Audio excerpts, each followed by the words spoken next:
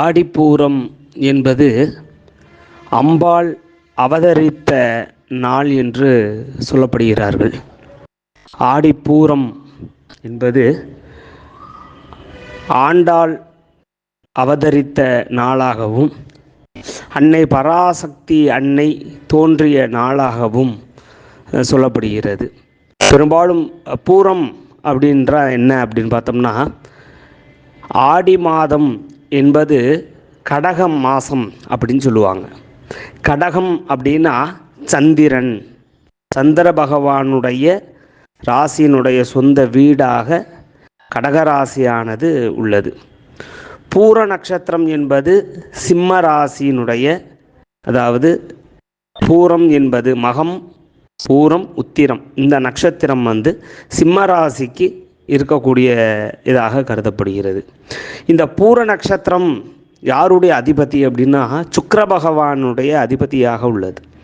அப்போ சுக்கிர பகவான் எதற்கெல்லாம் காரணமாக இருப்பார் அப்படின்னா, ஒருவருக்கு திருமண தடையானது ஏற்படுவது எதனால் அப்படின்னா சுக்கிர பகவான் சரியான இடத்துல அமையலை.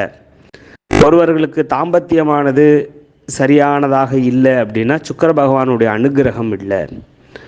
அது மட்டும் இல்லாமல் குழந்தை பேர் சரியான விதத்தில் இல்லை, கணவன் மனைவியோட ஒற்றுமைகள் இல்லை. இந்த மாதிரியான சுக போக வாழ்க்கைக்கு, சுகமான வாழ்க்கைக்கு, தன தானியத்துக்கு அதிபதியாக இருக்கக்கூடியவர் சுக்கிர பகவான். அதனால தான் தனகணக வஸ்து வாகனாதி லக்ஷ்மி கடாட்ச சித்தியர்த்தம் இது எல்லாத்தையும் கொடுக்கக்கூடியவர் சுக்கிர பகவான். அப்போ பூர நட்சத்திரத்தினுடைய அதிபதி யாராக இருக்கக்கூடிய சுக்கிர பகவான் இருக்கார். அப்போ இந்த அம்பாளை ஆடி பூரம் நாளன்று அம்பாளை வழிபட்டோம் அப்படின்னம்னா நமக்கு எல்லா விதமான சகல சௌபாக்கியங்களும் கிடைக்கும் அப்படின்றது சாஸ்திரம். இன்னொன்று, அம்பாள் கன்னிகையாக இருக்கக்கூடிய அம்பாள் அன்னையாக மாறுறா. அதாவது அன்னைன்றது என்னன்னா, நம்ம மக்கள் அனைத்து ஜீவராசிகளுக்கெல்லாம் உருவாக்கியவள் அன்னை. அப்போ கன்னியாக இருக்கக்கூடிய அன்னைக்கு வளைகாப்பு நடத்துதல் என்பது சிறப்பான விஷயம். இந்த வளைகாப்பு எதற்கு நடத்துகிறோம் அப்படின்னா, நம்ம மக்களுக்காகவே. சில பேர்த்துக்கு எல்லா விதமான இதெல்லாம் நடக்கணும்.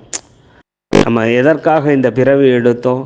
நல்ல குடும்பம், நல்ல மனைவி, நல்ல கணவன், நல்ல ஆரோக்கியமான வாழ்க்கை, தனதானிய செல்வம், இதெல்லாம் இருந்தாலே ஒரு அமைதியான ஒரு வாழ்க்கையை நம்ம வாழலாம். அப்போ இது எல்லாத்துக்கும் காரணமாக இருக்கக்கூடியவர் யார் அப்படின்னு பார்த்தோம்னா அம்பாள் தான்.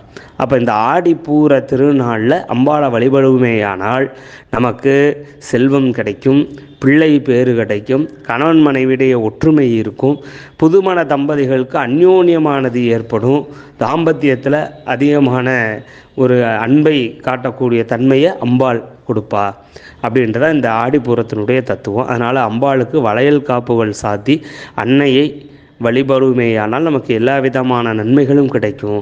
இன்னொன்று, அன்னை பராசக்தி தோன்றிய நாளாக இந்த ஆடிப்பூரம் கொண்டாடப்படுது.